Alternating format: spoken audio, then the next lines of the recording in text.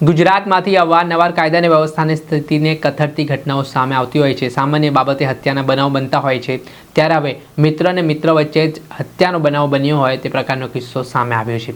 રાજકોટ જિલ્લાના ધોરાજીમાં એક આ જ પ્રકારનો બનાવ બન્યો છે, જેમાં બટુક મકવાણા અને વિક્રમ મકવાણા નામના જે બે મિત્ર છે તે ખાસ મિત્રો હતા અને અવારનવાર તેઓ દારૂ પાર્ટી કરતા હતા।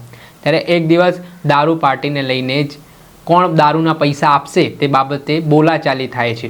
જોતજોતામાં મામલો ઉગ્ર બને છે, જેમાં વિક્રમ મકવાણા છે તે ખૂબ જ ગુસ્સાવાળો સ્વભાવનો હતો ને તે બટુક મકવાણા ઉપર અચાનક જ હુમલો કરવા લાગે છે।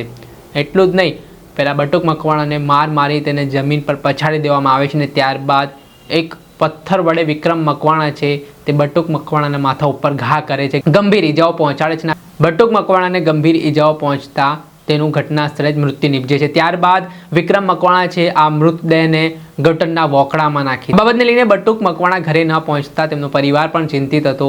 પરિવાર દ્વારા આ મામલે સ્થાનિક પોલીસનો સંપર્ક કરવામાં આવે છે અને બટુક મકવાણાની કોઈ ભાળ નથી મળી રહી તે બાબતે આ અરજી કરવામાં આવે છે। આને લઈને પોલીસ પણ તપાસ કરી હતી, ત્યારે ગટરના વોકળામાંથી સવારના સમયે એક મૃતદેહ મળી આવે છે અને આ મૃતદેહમાં ગંભીર ઈજાગ્રસ્ત હાલતમાં હતો અને આ ઘટનાને લઈને પોલીસે તપાસના ચક્ર ગતિમાન કર્યા। ત્યારે બટુક મકવાણા નામનો જે ગુમ થયેલો વ્યક્તિ હતો તેનો જે આ મૃતદેહ હતો અને તેની હત્યા કરવામાં આવી હોય તે પ્રકારની વાત સામે આવી હતી, જેમાં છેલ્લે વિક્રમ મકવાણા અને બટુક મકવાણા એક સાથે હતા તે પ્રકારની વાત પણ પોલીસ તપાસમાં સામે આવી હતી। જે મામલે ધોરાજી સિટી પોલીસ સ્ટેશન ખાતે વિક્રમ મકવાણા સામે હત્યા અંગેનો ગુનો નોંધી પોલીસે કાયદેસરની કાર્યવાહી હાથ ધરી છે।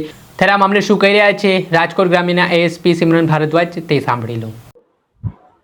તારીખ 25 જૂન 2025 ના રોજ ધોરાજી સિટી પોલીસ સ્ટેશનમાં ભારતીય ન્યાય સંહિતાની કલમ 103A અને ગુજરાત પોલીસ અધિનિયમની કલમ 135 મુજબ એક ગુના દાખલ કરવામાં આવેલ છે।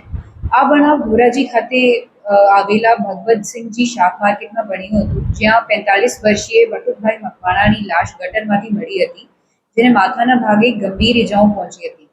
ફરિયાદી તરીકે બટુકભાઈની પત્ની જણાવ્યું હતું કે તારીખ 24 જૂનના રોજ વિક્રમભાઈ મકવાણાને મળવા માટે એમના પતિ ગયા હતા, પરંતુ પરત ન આવતા તેઓએ શોધખોળ શરૂ કરી હતી।